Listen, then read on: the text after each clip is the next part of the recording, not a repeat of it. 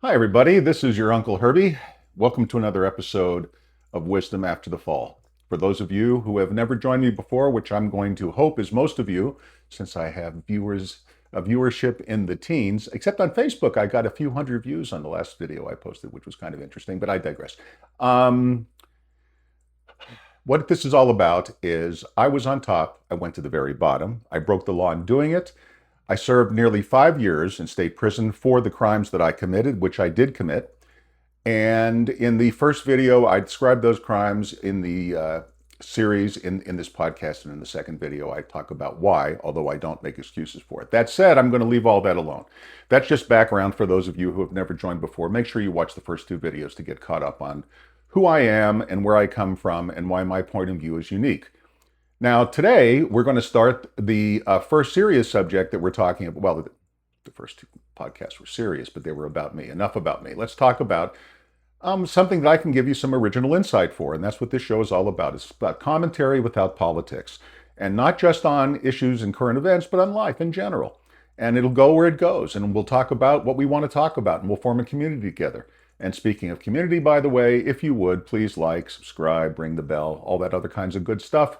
And below, you'll see the links to Patreon and Buy Me a Coffee. And if you go there, and if you do choose to support the podcast in a very small way, I'm not looking for making a lot of money.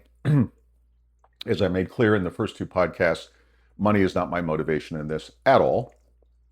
And what little I make from it will go to restitution anyway to the victims of the crimes that I committed. So that's not what this is about at all. But if you choose to support the podcast and make it financially, make it me able to do this, as opposed to doing what I do now to make ends meet, which is drive a Veo, which is a medical transport, basically, that would be great because, I'm in my 70th year and I'd like to not have to drive that forever. But when you're an ex-convict, every prison sentence is a life sentence, whether you know it or not.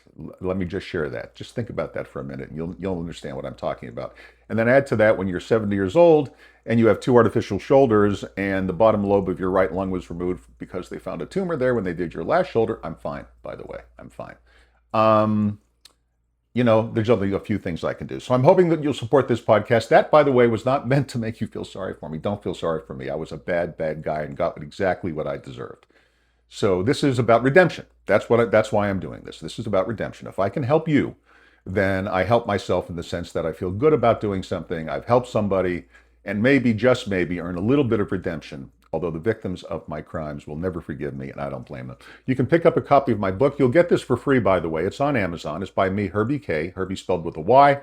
You can pick it up on Amazon. And one of the subjects in this book is a subject we're going to discuss today. This is full of fresh, new ideas that came to me while I was in prison. I wrote 12 books in prison. This is I think this was actually maybe it was the first one I wrote, maybe, or the second one that I wrote while I was, no, it was definitely the second. The first one I wrote was a novel called The Grand Master, which I will be publishing on Amazon very shortly.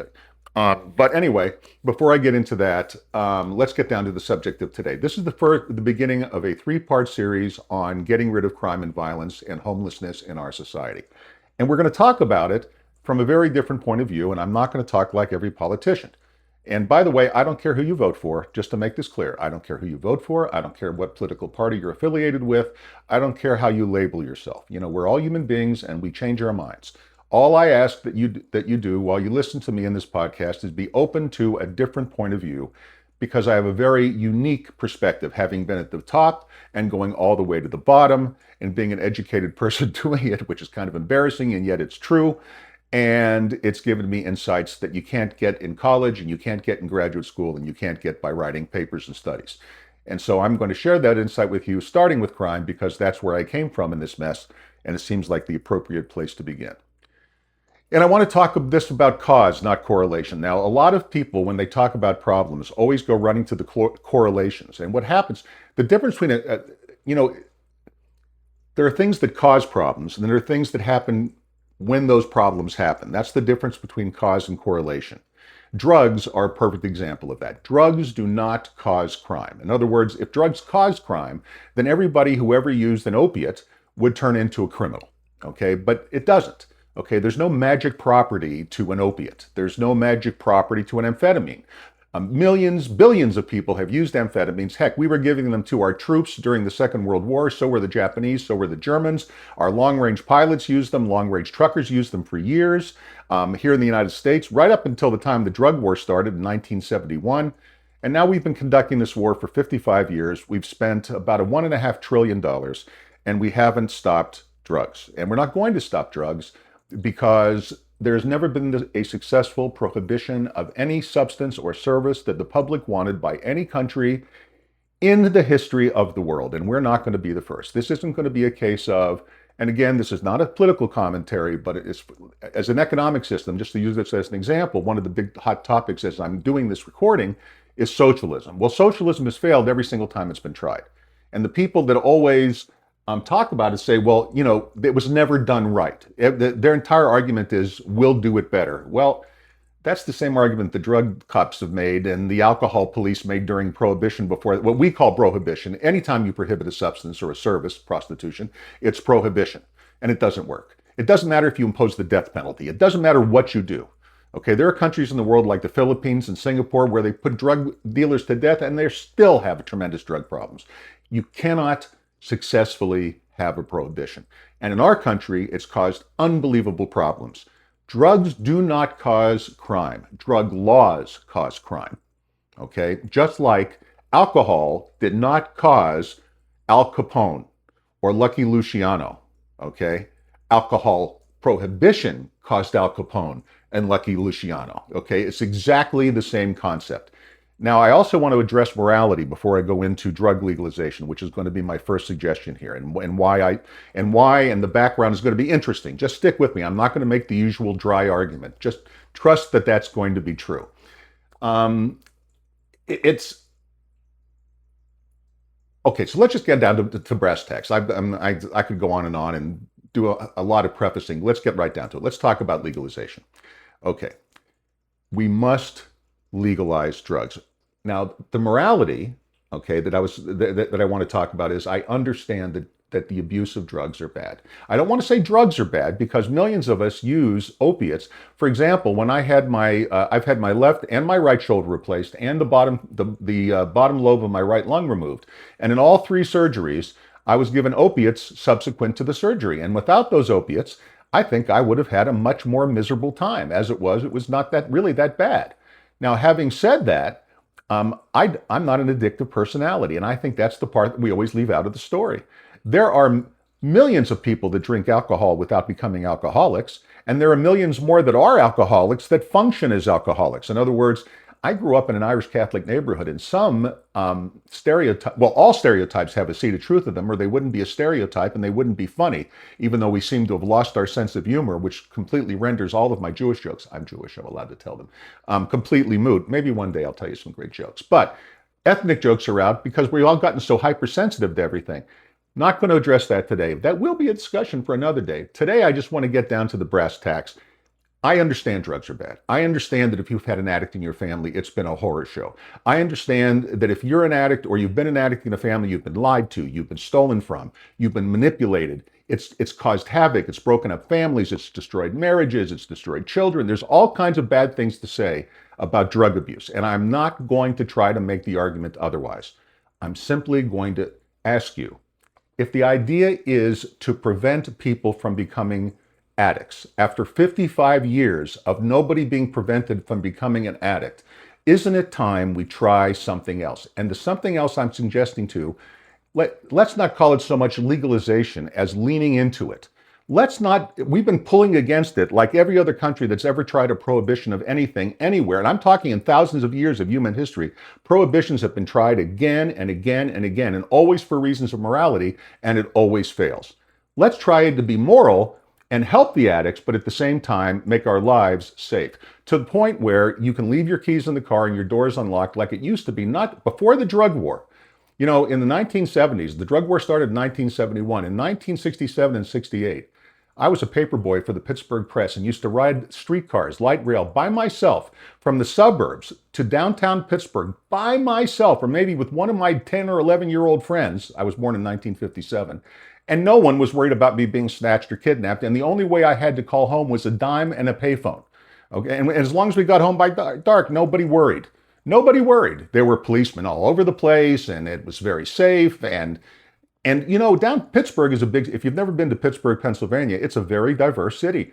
There's black people, and there. In fact, we used to go into the black section of town called the Hills District. We being me and my little white friends. There was a player for the Pittsburgh Pirates called Willie Stargell, and he owned a chicken place in the Hill District, which was the poor black section of Pittsburgh.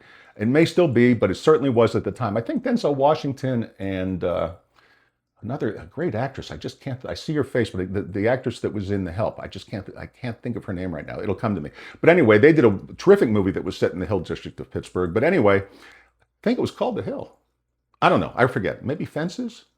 I forget. Denzel Washington is my favorite actor. Period. I just can't remember the title of that movie. Anyway, the point is, it was the black section of town, but no one was worried about little white boys going up there by themselves during the day. See, if he hit a home run, I was going to tell you, when he hit a home run, Willie's Chicken Place on the Hill would give free chicken out to anybody who happened to be there. So kids would come from all over Pittsburgh and hang out in front of Willie Stargell's Chicken Place where they had TVs set up, and we'd all wait to see if Willie would hit a home run. And if he'd hit a home run, and he was a great home run hitter, we'd all get free chicken.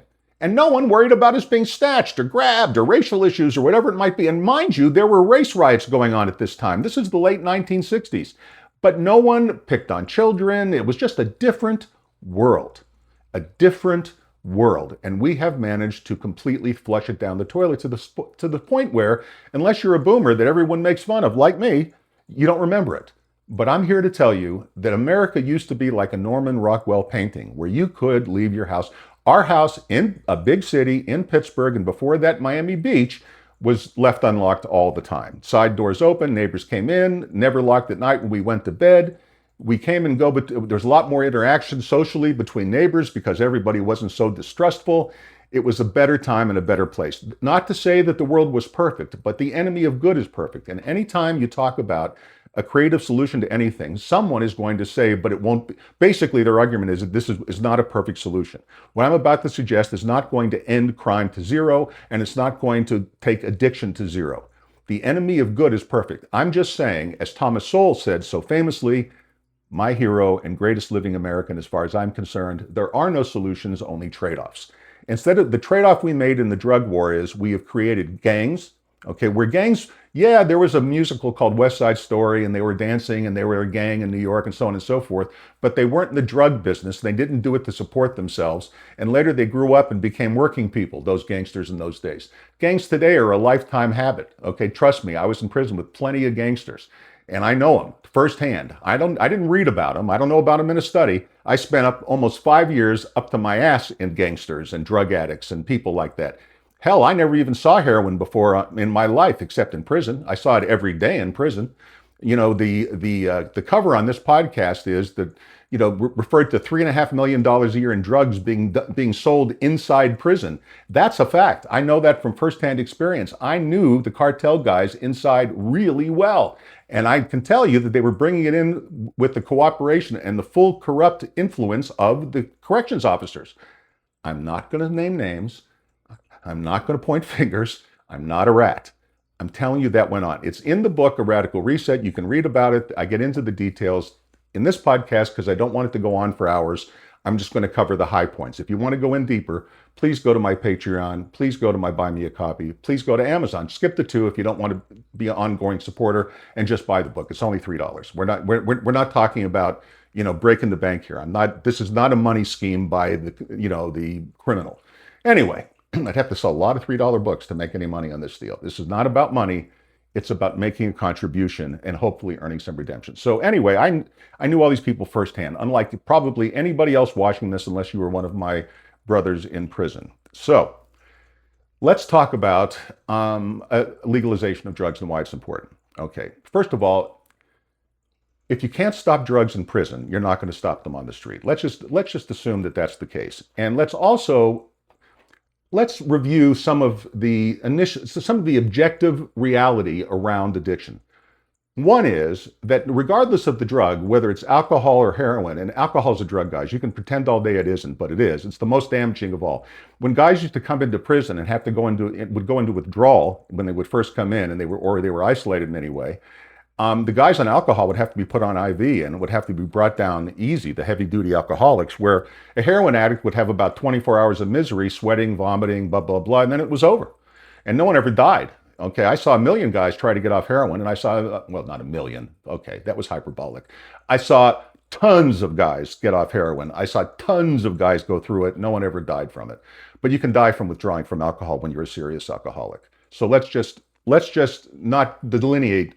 There are legal drugs and there are illegal drugs, and the abuse of any drug is bad, okay? It just so happens that by making a whole classification of drugs illegal, we've created all kinds of trade-offs that we didn't think about when Richard Nixon did this. I'm sure like always, the road to hell is paved with good intentions. I'm sure that his intentions were to stop drugs, and he really probably believed that he could do it or the country could do it, but we can't. We can't even meaningfully reduce it. We don't even know how they're bringing it in half the time. And I'm going to tell you something else, guys. The cartels will always win. And the reason the cartels will always win is because they're smarter than the police. And the reason that they're smarter than the police is because they're entrepreneurs, not bureaucrats. Okay, policemen are bureaucrats with guns. I have enormous respect for the police. They are vital and necessary. And they round up the real stupids really well. But there are a lot of criminals that are really smart and get away with it. If you go into a crime and you're smart and you're doing the crime intentionally, there's two kinds of criminals, kinds that back into it like I did, like an idiot, and then don't have the character to unback from it. And then there are the other kind that literally wake up in the morning and say, I'm a criminal and I'm going to go out and steal or defraud or do whatever it is, or rob or pillage. Okay, there's very few of those guys, really. Okay, and the same is true with the cartels. These guys are entrepreneurs. They have almost unlimited funds. And the reason that they kill people, and I know as soon as I say this, there are going to be people say, why is this guy being so nice to drug lords? I'm not nice to them at all. I think that what they do is horrible. That's why I'm talking about drug legalization. It'll put them out of business. But here's the thing. They don't want drug legalization. It's the last thing they want. They can't compete with Walgreens, believe me. Who can put them out of business? Walgreens. But we'll get into that in a minute, okay? So, or CVS, they'll put them out of business. Circle K can put them out of business. Okay, 7-Eleven can put them out of business. But the police can't, because they're bureaucrats with guns. They think like bureaucrats. They have procedures like bureaucrats. They have to jump through hoops like bureaucrats. They do everything like every bureaucrat everywhere, except they have guns. Versus the entrepreneurs who are agile and smart and have almost unlimited funds. And the reason they're so violent, and this is not an excuse, but this is the reason one of the big reasons violence would go down if drugs were legal. In an illegal enterprise, there is no recourse to being screwed in a business deal but violence. You can't go to court. You can't sue. You're in a legal enterprise. Okay, your only recourse, the entire drug business is built on handshakes. There are no written contracts. There's no way to go to court to enforce them. There's no way to make people do what you want them to do. It's all done on a handshake. And if you violate that handshake, okay, the only recourse your employer has, the drug lord, they mostly kill each other. Their only recourse is violence, okay? Because what you tell me, what's their other recourse? Oh, don't do that, Billy. That was a bad thing. That's not going to, come on, let's live in reality. There has to be some kind of consequence for cheating somebody in a business deal. And when a drug lord is cheated, they're going to respond with violence, okay? Plain and simple.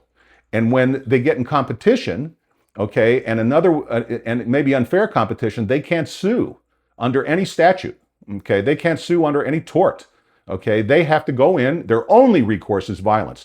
So the number one reason that violence will go down is simply by making an illegal enterprise legal. Violence is no longer required.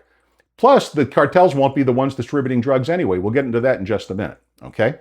Now, the other reason that violence will go way down, and the other huge benefit of drug legalization, is the prisons are going to empty. 80% to 90% of the people in prison, I tell you this by firsthand observation, are there because of drugs. Now, I have seen plenty of DEA people debating, or drug warriors debating people, libertarians, for example, who are in favor of legalization. And they always say the same thing. Oh, it's not that many. It's only about 35% of the people in prison are there on drug charges. That's true. But it's like one of those figures lie and liars figure sort of thing. Okay, yeah, 35% are there for either possession or sale or paraphernalia. But the rest of them are in there because they robbed or stole or committed or were involved in violence because they were involved in drugs. In other words, drug heroin, and I'm going to use heroin as my example in this podcast, but this is really true of all legal drugs. Heroin's street price is about 40 times what it costs to produce it. I know that because, again, I knew the cartel guys personally when I was in prison. I used to trade them my kosher meals for prison food. They used to make great prison food. And I got to know them really well, and I speak fairly fluent Spanish, and I get along with them great. And I lived in Mexico for 6 years, and I was a real estate developer in Mexico, and I'm very comfortable with these guys. And I got to know them very well on a first-hand basis. And I'm just telling you that these guys, well, let's just put them out of business. What do you say we just put them out of business?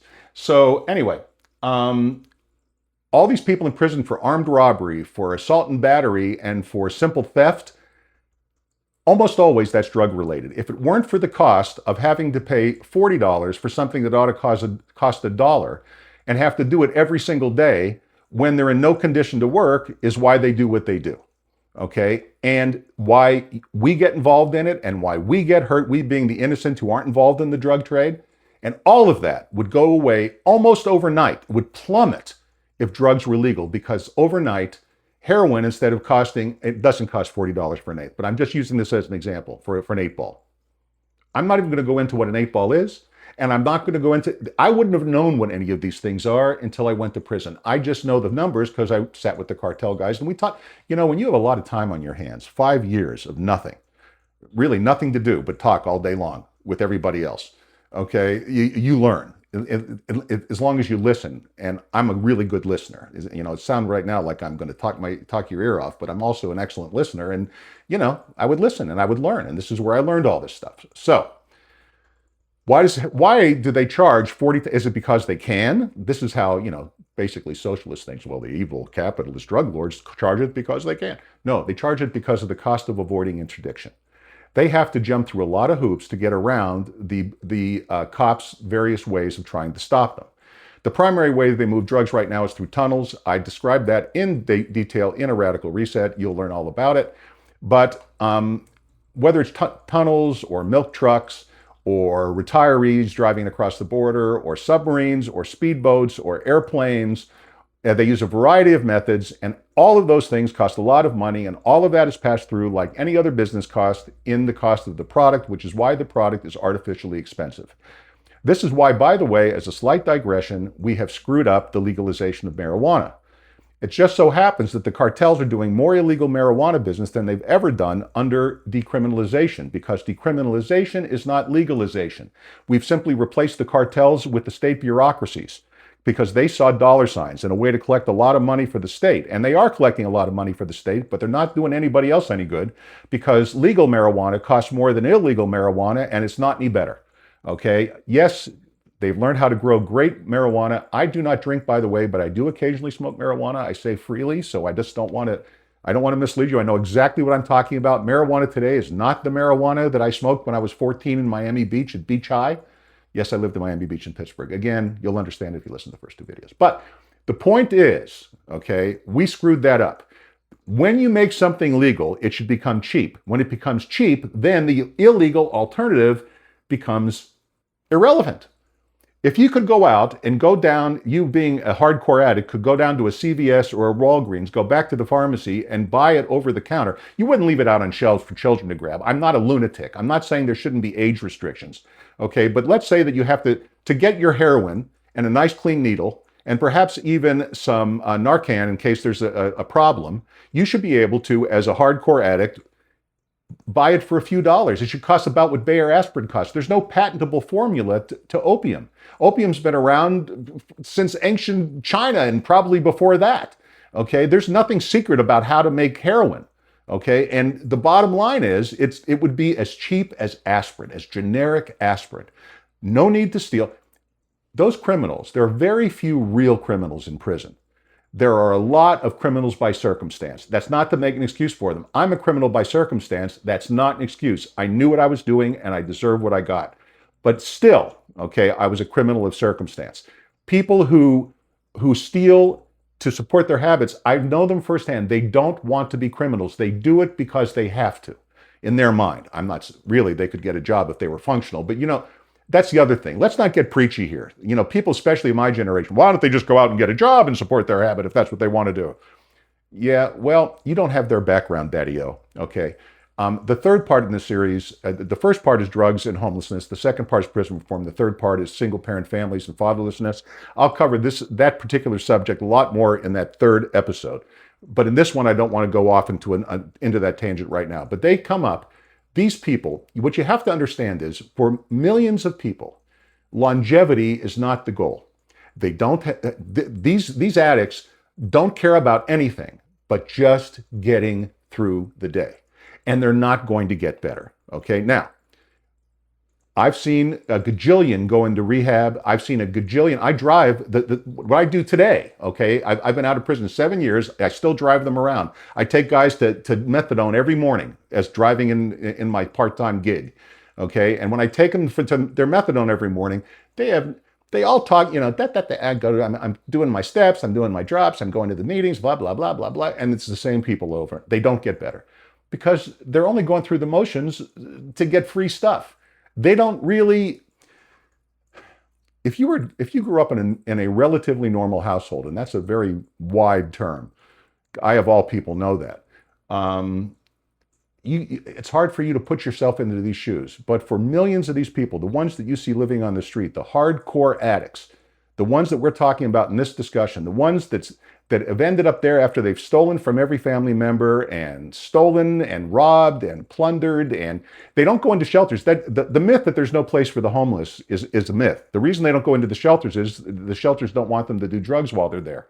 I also know this because I pick up and leave off people at shelters every day. This is firsthand observation, not some study. Studies are like toilet paper. There are good ones and there are bad ones, but most of them are covered in shit. So the bottom line is don't lean on anything. Don't start making comments, like I hear that.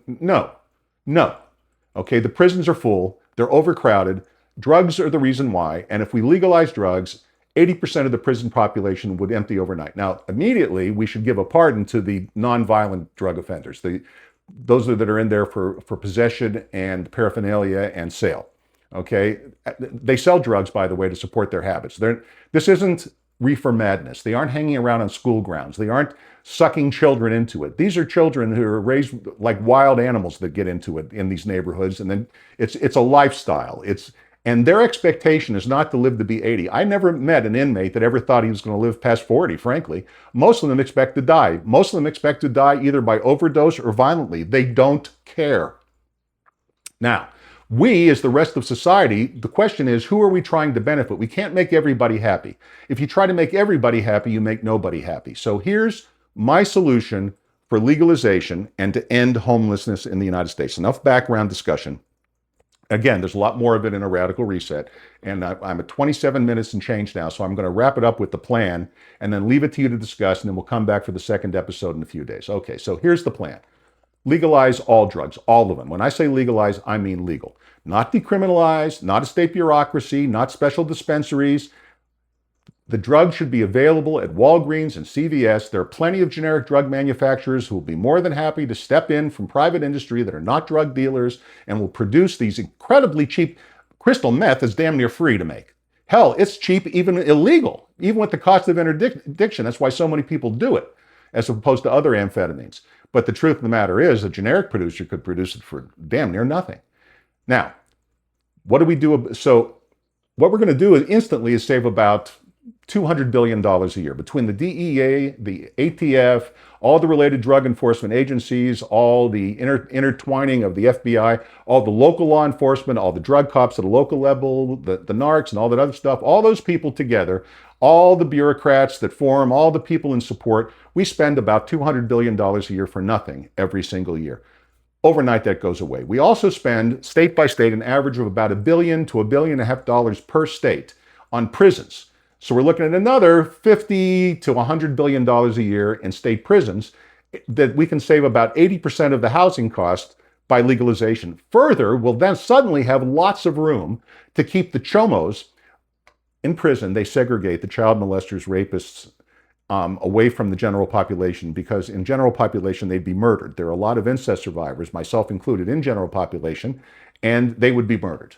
And believe me, prisoners find out. I won't go into that today, how we find out, how they found out, how I would find out.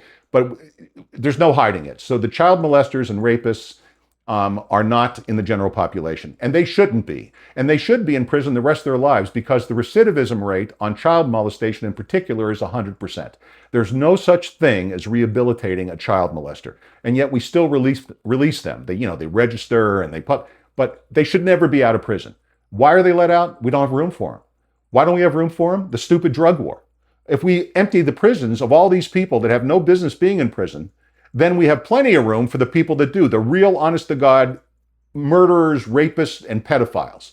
I'm all about locking those guys up for life. Absolutely. I'm not easy on crime. Don't get me wrong. Even though I've served time, believe me, I met a lot of real psychopaths, for real, okay? But they're a tiny minority of the prison population. Most of it is there because they're pathetic. And most of them are pathetic because they grew up in situations that would make your hair stand on end. I could spend hours and hours and hours sharing stories. I have a book about it called 6 Jars of Peanut Butter, not 8 Jars of Peanut Butter. 6 Jars of Peanut Butter. I haven't published it yet. It's one of the books I wrote when I was in prison. I will publish it eventually, but there's only 24 hours a day and I'm almost 70 years old. We'll get to it.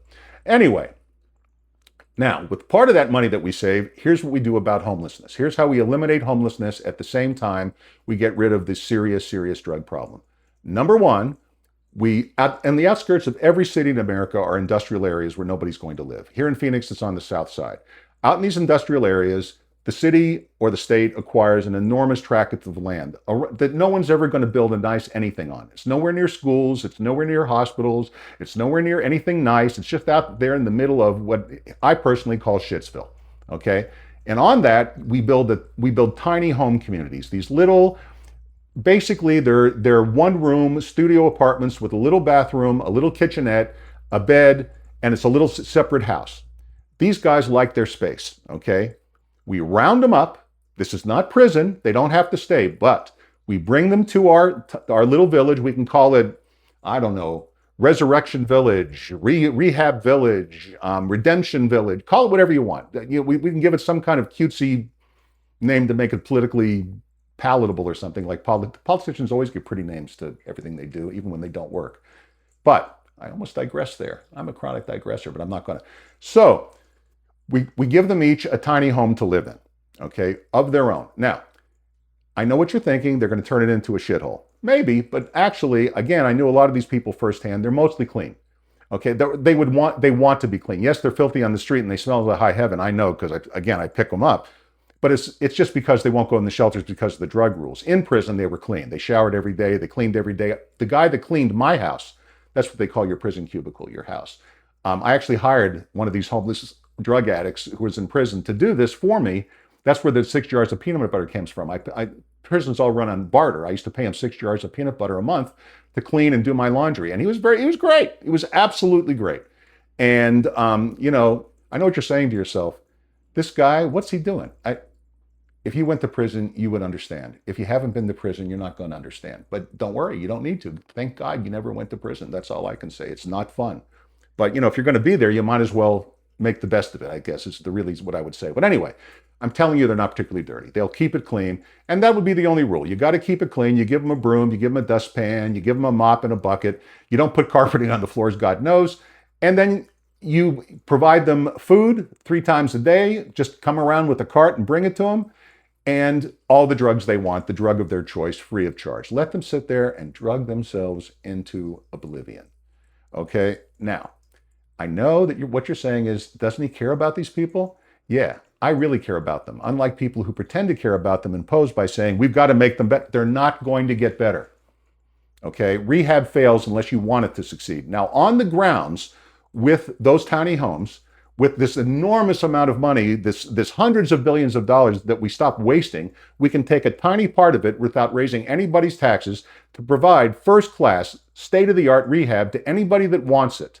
Voluntarily, it only works. It'll be on the property there. There'll be meetings and whatever the groups. And frankly, I think it should all be farmed out to private providers who will do a better job than any bureaucracy. But that's because I tend to be free market in everything that I think. So anyway, but we again, that's just the detail, and we can talk about that. And I don't expect that everything goes the way I want it to, and there's plenty of compromises to be made. I'm just laying out the basic framework here.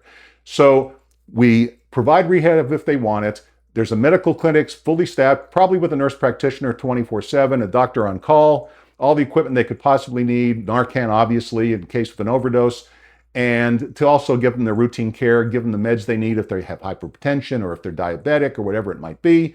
We can offer all kinds of wellness. You can do all kinds of nice things with the money you're saving voluntarily, while at the same time segregating these people away from the general population of decent people who don't want to walk down sidewalks that are being shit on, who don't want to take their children by homeless encampments in the downtown, who would like to patronize businesses down there or wherever you're homeless in your city or town is, and would like to not have to lock their doors and watch their every nickel and watch their back and worry about every alley they walk down at night. All of that will go away.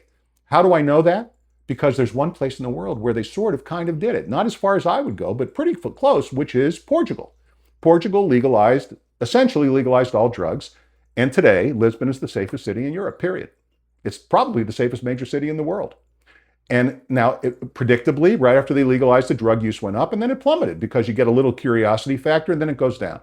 And look, again, I'm not arguing that drugs are good. I am going to tell you, though, that we have to learn to be grown-ups about when we talk about drug use. Okay? Look, my fellow grown-ups, here's the deal. Okay? Most people can use any drug casually, including heroin and fentanyl, every now and then, and never become addicted to it.